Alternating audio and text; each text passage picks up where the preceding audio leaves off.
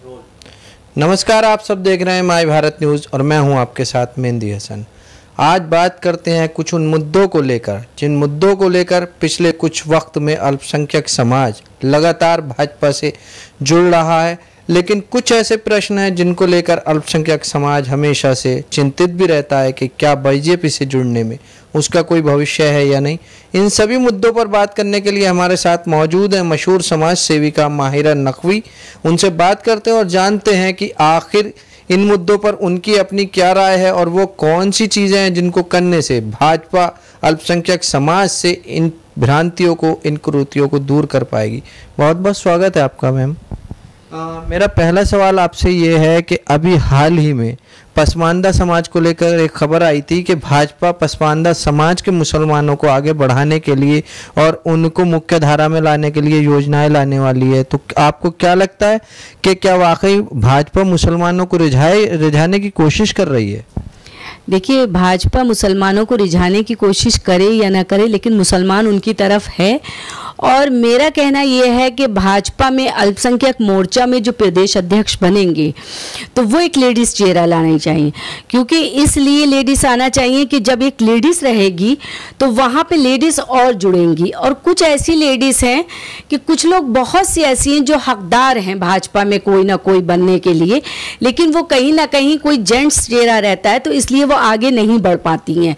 तो इसलिए मेरा कहना यह है कि भाजपा में अल्पसंख्यक मोर्चा के लिए कोई लेडीज चेहरे को अध्यक्ष बना के लाया जाए। अभी हाल ही में हमारी राष्ट्रपति द्रौपदी मुर्मू बनी है, आदिवासी महिलाएं, तो क्या आपको लगता है कि भाजपा वाकई में महिलाओं को आगे बढ़ाने का काम कर रही है? जी, भाजपा महिलाओं को आगे बढ़ाने का काम कर रही है, लेकिन मेरा कहना यह है कि मैं मुस्लिम समाज से हूँ, इसलिए मैं चाहती हूँ कि मुस्लिम समाज ज़्यादा से ज़्यादा जुड़े और आगे बढ़े। इसलिए भाजपा में जब अल्पसंख्यक मोर्चा में एक अध्यक्ष लेडीज़ होगी तो उस सूरत से एक समाज जो है, औरतें जो हैं वो और आगे बढ़ेंगी। अभी आने वाले 2024 में इस इलेक्शन में बहुत अच्छा असर पड़ेगा, इसलिए मेरा कहना यही है, मेरा निवेदन यही है।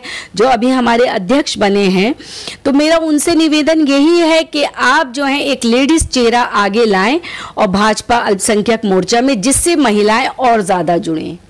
भारतीय समाज की अगर बात की जाए तो भारतीय समाज हमेशा से ही पुरुष प्रधान रहा है, तो आपको क्यों लगता है कि महिला को आगे करने से पूरा समाज महिलाओं के पीछे चल पड़ेगा? क्योंकि ऐसा माना जाता है कि मुसलमान में तो हमेशा से ही पुरुष प्रधान समाज रहा है। जी, पहले की बात छोड़िए कि पहले पुरुष प्रधान समाज रहा है, अब महिलाएं जो हैं कंधा से कंधा मिलाकर पुरुष के साथ चलती हैं और महिलाएं कहीं ना कहीं हर काम करती हैं, हर चीज़ के लिए एक्टिव रहती हैं। और हमारे भाजपा सरकार में महिलाओं को जितना आपने देखा होगा आगे बढ़ने के लिए उनका क्रेज़ देखिए कितना आगे बढ़ रही हैं, लेकिन कहीं ना कहीं उनको वो अधिकार नहीं मिल पा रहा है।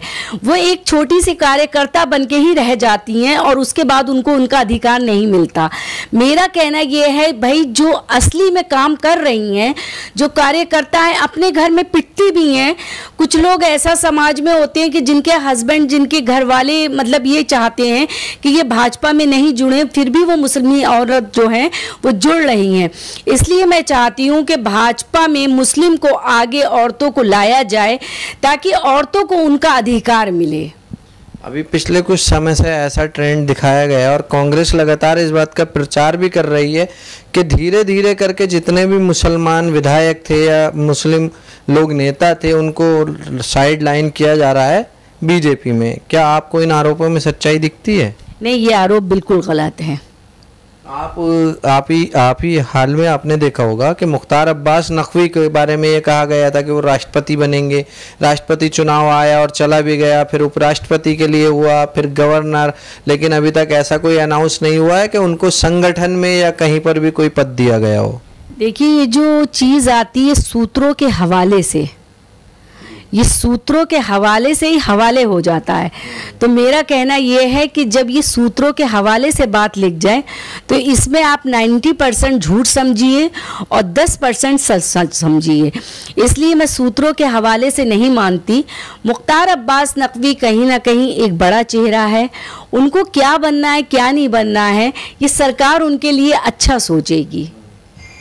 तो इन आरोपों में आप सच्चाई नहीं मानती, लेकिन आप लगातार देखिए कि जितने भी लोग बीजेपी से जुड़े हुए हैं उनको साइड लाइन कर दिया गया। आप कोई एक विधायक बताइए कहीं पर भी जो मुस्लिम हो, या और सेंटर में कोई इस वक्त मुसलमान मंत्री हो, या किसी भी सरकार में बीजेपी की ये एक रिकॉर्ड हो चुका है कि ना तो कोई गवर्नर इस वक्त आरिफ मोहम्मद खान को छोड़कर मुस्लिम है, और ना ही कोई इस वक्त जो है कोई विधायक या मंत्री बीजेपी में मुस्लिम है। दानिश आज़ाद हिंदू नहीं है, मुस्लिम ही है। आप देखिए अल्पसंख्यक आयोग में भी मुस्लिम चेहरा बैठा हुआ है। दूसरी चीज़, आप हज कमेटी, ये सब मुस्लिम से भरे हुए हैं, ठीक है। मुस्लिम समाज बहुत आगे बढ़ रहा है। अब रही ये जो बड़े बड़े चेहरे हटाए गए हैं, इसके पीछे भी मोदी जी ने कुछ अच्छा ही सोचा होगा। आने वाले कल में ये लोग क्या बनते हैं क्या नहीं बनते हैं, हमारा कहना ये है कि ठीक है, जो लोग आगे बढ़ रहे हैं, एक्टिव हो रहे हैं, हमारा मोदी जी से, योगी जी से ये कहना है उन मुस्लिम को आगे बढ़ाएं और उनको उनका हक दें।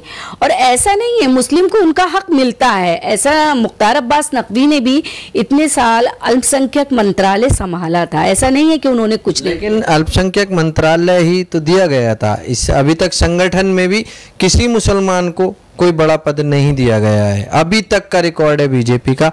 आप देख लीजिए, राष्ट्रीय अध्यक्ष हर वर्ग से आके और रह चुके हैं बीजेपी में, लेकिन किसी मुसलमान को राष्ट्रीय अध्यक्ष नहीं बनाया। अभी आपसे मैंने ये बात कही थी कि जो मुस्लिम लोगों की ये सोच है, क्योंकि मैंने अभी जो 2022 का इलेक्शन हुआ है इसमें मैंने देखा है और मैंने लोगों से जंग लड़ी है पूरी।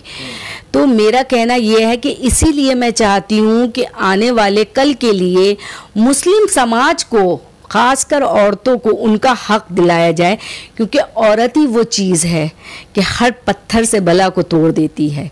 तो मेरा कहना यही है, मैं बार बार इसी चीज़ को कह रही हूँ कि अल्पसंख्यक मोर्चा में प्रदेश अध्यक्ष जो हैं वो एक लेडीज़ चेहरा लाया जाए, जैसे पहले लाए थे। 2022 के चुनाव में बीजेपी नरेंद्र मोदी को ये चेहरा रख के लड़ेगी चुनाव, तो आपको कौन सा चेहरा वो अल्पसंख्यकों में दिखाई देता है जिसके चेहरे पर मुसलमानों से वोट मांगा जाए?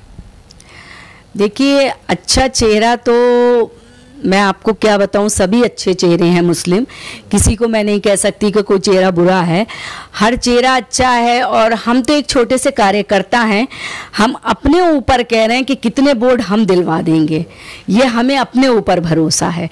हम किसी के लिए नहीं कहते कि कौन चेहरा ऐसा होगा कि बहुत वोट दिलवा देगा, लेकिन हम अपने ऊपर कह रहे हैं कि हाँ, हम अच्छे वोट दिलवा देंगे।